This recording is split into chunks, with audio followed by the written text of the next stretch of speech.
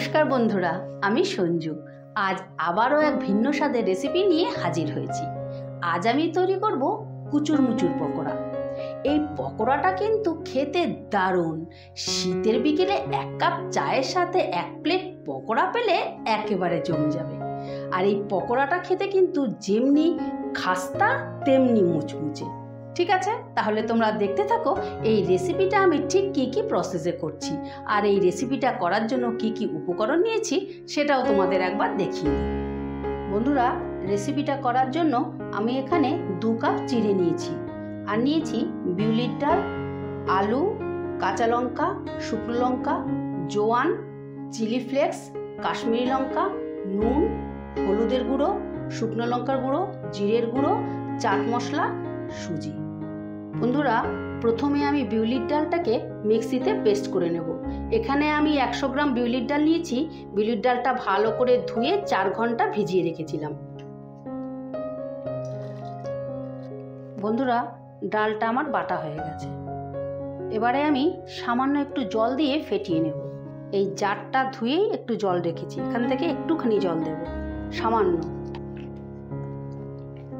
ব্যাটারটা কিন্তু বেশি পাতলাও হবে না, আবার বেশি ভারীও হবে না, একটা থকথকে ব্যাটার হবে। ভালো করে ফেটিয়ে নেব। ব্যাটারটা আমি 2 মিনিটের মতো ফেটিয়ে নিয়েছি। এবারে আমি 2 মিনিটের মতন এটা ঢাকা দিয়ে রেখে দেব। ঢাকা দিয়ে দিই।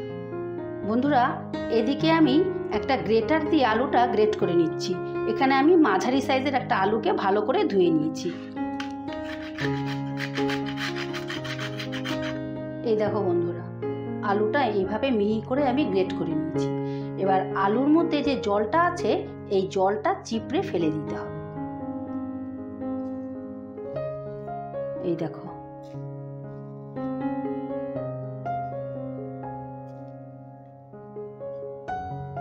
যতটা সম্ভব চিপড়ে ফেলে দেবে। এই দেখো কত জল বেরোচ্ছে। এই দেখো বন্ধুরা, আলু থেকে সম্পূর্ণ জলটা চিপড়ে ফেলে দিয়ে আমি এইভাবে শুকিয়ে নিয়েছি। এবারে আমি পকোড়ার জন্য ব্যাটারের মধ্যে সমস্ত উপকরণগুলো মিশিয়ে নেব। প্রথমে মেশাবো চিড়েটা। এখানে আমি 2 কাপ চিড়েকে ভালো করে ধুয়ে ঠিক জল চিপড়ে এরকম ঝুরঝুরে করে নিয়েছি। এই রকম জল থাকলে কিন্তু হবে না। পুরোটা দিয়ে দেব। এবারে আলুটা দিয়ে দেব।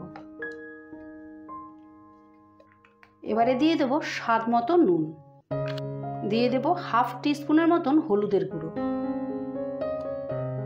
1 টিস্পুন লঙ্কার গুঁড়ো,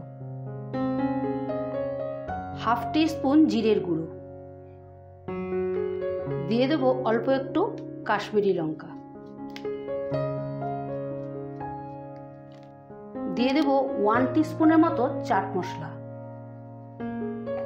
1 টিস্পুনের মতন চিলি ফ্লেক্স, দিয়ে দেব অল্প একটু জোয়ান। জোয়ানটা হাতে এরম রগড়ে দিয়ে দিতে হবে। দিয়ে দেব 1/2 টিস্পুন চিনি। এবার সমস্ত উপকরণ ভালো করে মেখে নিতে হবে। এই দেখো বন্ধুরা, সব উপকরণ আমি ভালো করে মিশিয়ে নিয়েছি। এবারে শেষে আর একটু কাঁচা লঙ্কা দিয়ে ভালো করে মিশিয়ে নেব।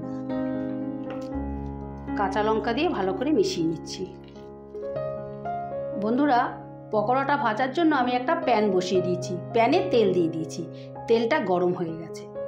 বন্ধুরা, এবারে আমি পকোড়ার মাখাটার মধ্যে 2 চামচে সুজি দিয়ে দেব।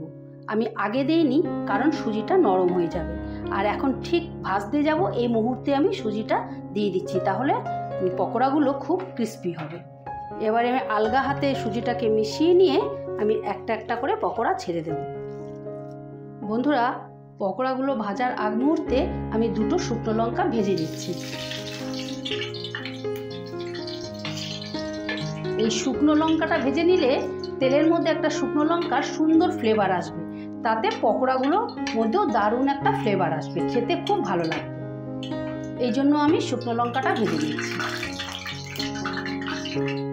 শুকনো লঙ্কাটা ভাজা হয়ে গেছে। এবারে আমি তুলে ফেলব। এবারে আমি একে একে পকোড়াগুলো ভেজে নেব। আমি এরকম ছোট ছোট সাইজের দিচ্ছি, তোমাদের যেরকম পছন্দ তোমরা সেরকম দিও।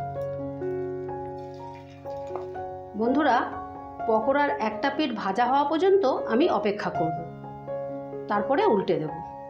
এই পকোড়াটা খেতে কিন্তু দারুণ দারুণ মুচমুচে। বিকেলবেলা এক কাপ চায়ের সাথে যদি এক প্লেট এই পকোড়া পাওয়া যায় তবে কিন্তু একদম বিকেলটা জমে যাবে।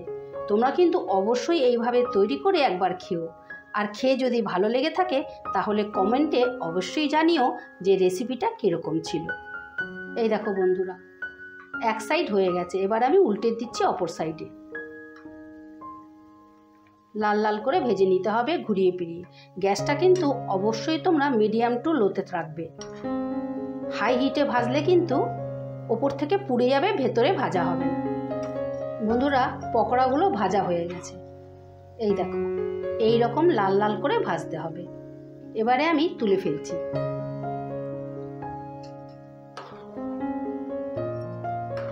এই দেখো কত সুন্দর লাগছে না?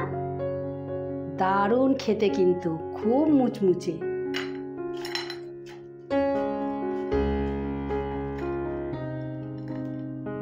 এই দেখো বন্ধুরা, কুচুর মুচুর পকোড়া ফাইনালি রেডি।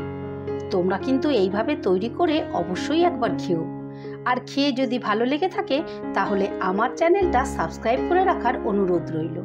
আমার চ্যানেলে এই রকম নিত্য নতুন রেসিপি আসতেই থাকে। ঠিক আছে, তাহলে আজ আসি, কাল আবারও কোনো নতুন রেসিপি নিয়ে হাজির হব। টাটা।